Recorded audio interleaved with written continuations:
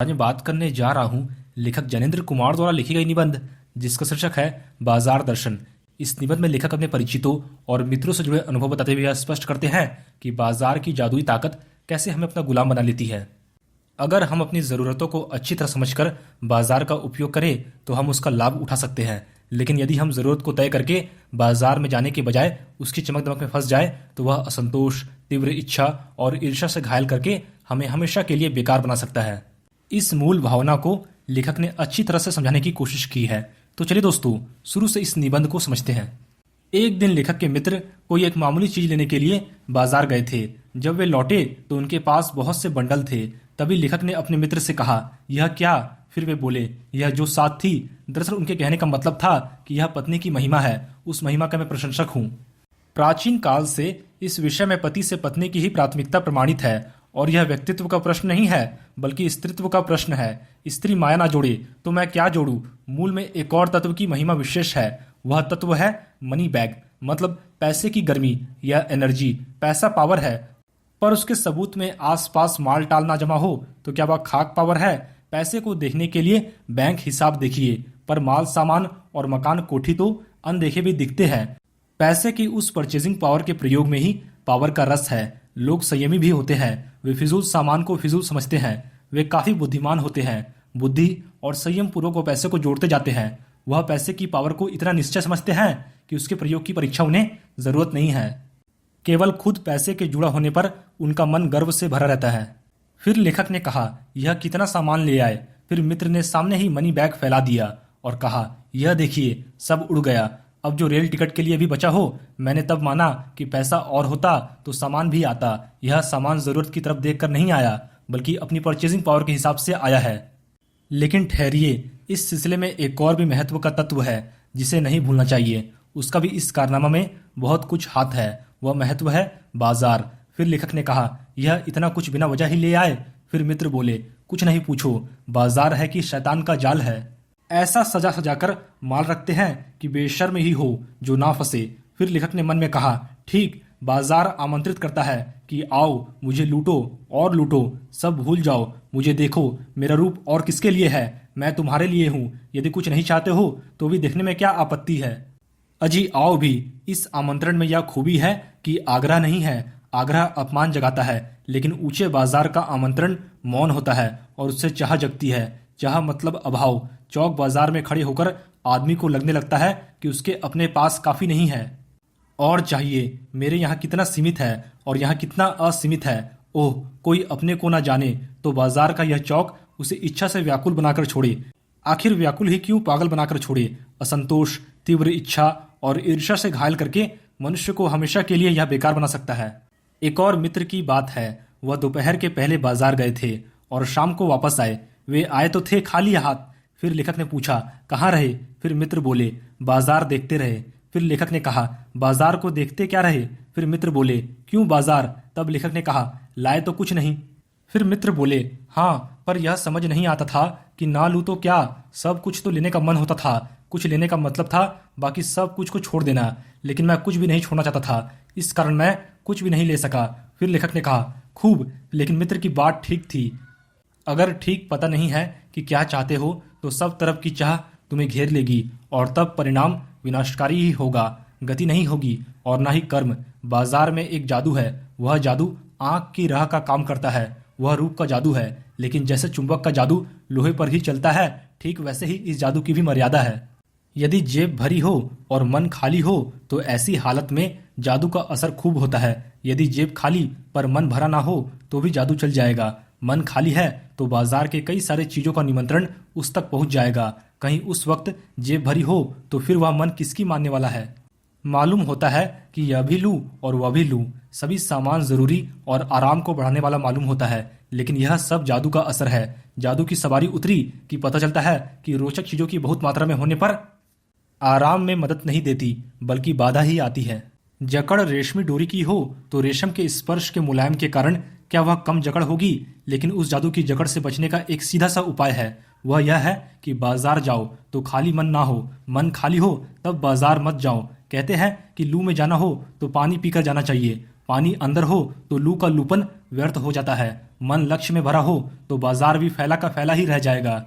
तब यह घाव बिल्कुल नहीं दे सकेगा बल्कि कुछ आनंद ही देगा। तब बाजार तुमसे कुशल होगा क्योंकि तुम कुछ ना कुछ सच्चा लाभ उसे दोगे। बाजार की असली सुंदरता है जरूरत के समय काम आना। मन खाली नहीं रहना चाहिए, इसका मतलब यह नहीं है कि वह मन बंद रहना चाहिए। जो बंद हो जाएगा वह शून्य हो जाएगा। शून्य होने का अधिकार केवल परमात्मा का है जो सनातन भाव से संपूर्ण है। बाकी सब अधूरा है, इससे मन बंद नहीं रह सकता। सभी इच्छाओं को रोक लोगे, यह झूठ है। और अगर इच्छा निरोध स्तपा का ऐसा ही नकारात्मक अर्थ हो तो वह तप झूठ है। वैसे तप की राह रेगिस्तान की तरफ जाती होगी, मोक्ष की राह वह नहीं है। लालच को यह जीतना नहीं है कि जहां लालच होता है यानी मन में वहां इनकार हो, यह तो लालच की ही जीत है और आदमी की हार। आंख अपनी फोड़ डाली तभी लोभ के योगी के दर्शन से बचे तो क्या हुआ? ऐसे क्या लालच मिट जाएगा? और कौन कहता है कि आंख फूटने पर रूप दिखना बंद हो जाएगा? क्या आंख बंद करके ही हम सपने नहीं लेते हैं? और वे सपने क्या चैन भंग नहीं करते हैं? इससे मन को बंद करने की कोशिश तो अच्छी नहीं, वह व्यर्थ है। यह तो जिद वाला योग है। शायद जिद ही जिद है, योग नहीं है। इससे मन छोटा भले हो जाए, वह मुक्त ऐसे नहीं होता। इससे वह व्यापक की जगह संकीर्ण और विराट की जगह क्षुद्र होता है। सच्चा कर्म हमेशा अधूरापन की स्वीकृति के साथ होता है। इसलिए उपाय वही हो सकता है जो बलपूर्वक मन को रोकने को ना कहे। पड़ोस में एक महापुरुष रहते हैं जिनको लोग भगत जी कहते हैं। वे चूरन बेचते हैं और यह काम करते करते ना जाने उन्हें कितने साल हो गए हैं, लेकिन किसी एक दिन भी चूरन से उन्होंने 6 आने पैसे से ज्यादा नहीं कमाए।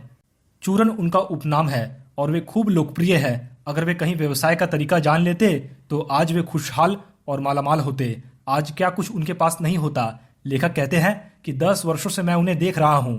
उनका चूरन हाथों हाथ बिक जाता है, लेकिन वह ना उसे थोक पर देते हैं और ना ही व्यापारियों को बेचते हैं। एडवांस ऑर्डर कोई नहीं लेता। वे बंधे वक्त पर अपनी चूरन की पेटी लेकर घर से बाहर निकले नहीं कि देखते देखते उनकी 6 आने की कमाई हो जाती है। लोग उनका चूरन लेने के लिए काफी उत्सुक रहते थे। शायद वे लोग चूरन से भी ज्यादा भगत जी के प्रति अपनी सद्भावना देने को उत्सुक रहते हैं। लेकिन 6 आने पूरे हुए नहीं कि भगत जी बाकी चूरन बालकों को मुफ्त में बांट देते हैं। ऐसा कभी नहीं हुआ है कि कोई उन्हें 25वां पैसा भी दे सके। कभी भी चूरन में लापरवाही नहीं हुई है और कभी रोग होता भी मैंने उन्हें नहीं देखा है।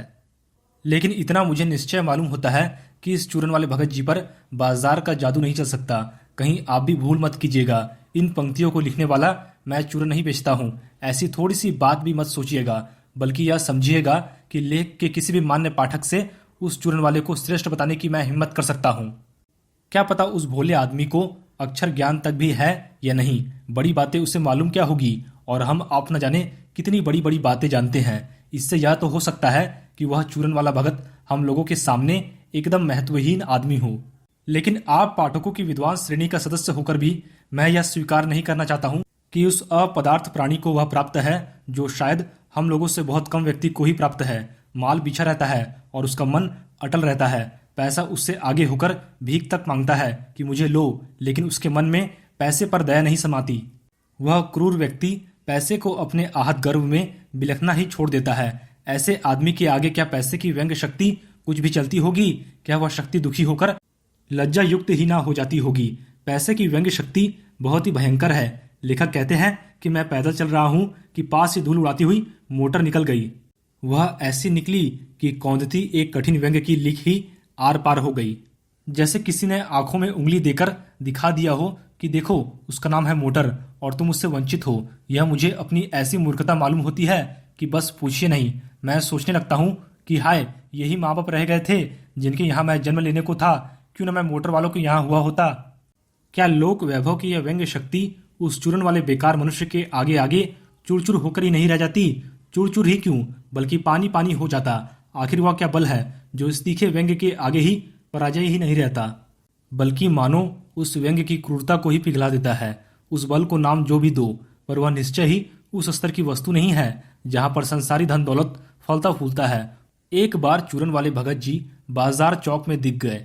लेखक को देखते ही उन्होंने जय जयराम किया। फिर लेखक ने भी जयराम कहा। उनकी आंखें बंद नहीं थी और ना ही उस समय वह बाजार को किसी तरह कोस रहे मालूम होते थे। रास्ते में बहुत लोग और बहुत से बालक मिले जो भगत जी द्वारा पहचाने जाने के इच्छुक थे। भगत जी ने सबको हंसकर ही पहचाना। उन्होंने सबका अभिवादन लिया और सबको अभिवादन किया। इससे थोड़ा भी यह नहीं कहा जा सकेगा कि चौक बाजार में होकर उनकी आंखें किसी से भी कम खुली थी। लेकिन हैरान रहने की मजबूरी उन्हें नहीं थी। व्यवहार में उन्हें दुविधा नहीं था। तरह तरह के बढ़िया माल से चौक भरा पड़ा है। उस सब के प्रति दुश्मनी इस भगत के मन में नहीं है, जैसे उस पूरे माल के प्रति भी उनके मन में आशीर्वाद हो सकता है। रास्ते में बड़े बड़े फैंसी स्टोर पड़ते हैं, लेकिन भगत कहीं भी नहीं रुकते। वे केवल एक छोटी सी पंसारी की दुकान पर रुकते हैं। वहां पर 2-4 अपने काम की चीज लेते हैं और फिर वहां से चले आते हैं। बाजार से बलपूर्वक घृणा उनमें नहीं है, लेकिन अगर उन्हें जीरा और काला नमक चाहिए तो सारे चौक बाजार की सत्ता उनके लिए तभी तक है जब तक वह उपयोगी है, जब तक वहां जीरा मिलता है। जब जरूरत भर जीरा वहां से ले लिया तो फिर सारा चौक उनके लिए आसानी से नहीं के बराबर हो जाता है। वह जानते हैं कि जो उन्हें चाहिए वह है जीरा नमक। केवल इस निश्चित जानकारी के बल पर बाकी सब चांदनी चौक का आमंत्रण उन पर व्यर्थ होकर बिखरता है। चौक की चांदनी दाएं बाएं भूखी की भूखी फैली रह जाती है, क्योंकि भगत जी को जीरा चाहिए, जो कि कोने वाली पंसारी की दुकान से मिल जाता है।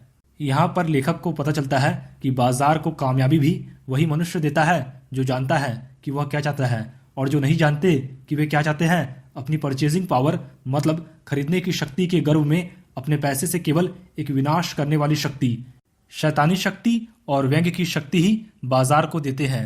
ना तो वे बाजार से लाभ उठा सकते हैं और ना ही उस बाजार को सच्चा लाभ दे सकते हैं। वे लोग बाजार की चमक दमक बढ़ाते हैं। अच्छी नीयत की कमी पर आदमी आपस में भाई भाई, मित्र और पड़ोसी फिर नहीं रह जाते हैं और आपस में ग्राहक और विक्रेता की तरह व्यवहार करते हैं। एक व्यक्ति की हानि में दूसरे व्यक्ति का अपना लाभ दिखता है। ऐसे बाजार को बीच में लेकर लोगों में आवश्यकताओं का आदान प्रदान नहीं होता, बल्कि शोषण होने लगता है। तब कपट सफल होता है और निष्कपट मतलब छल रहित शिकार होता है। ऐसा बाजार मानवता के लिए विडंबना है, और जो ऐसे बाजार का पोषण करता है और जो उसका शास्त्र बना हुआ है वह अर्थशास्त्र बिल्कुल उल्टा है। वह मायावी शास्त्र है। वह अर्थशास्त्र अनीति शास्त्र है।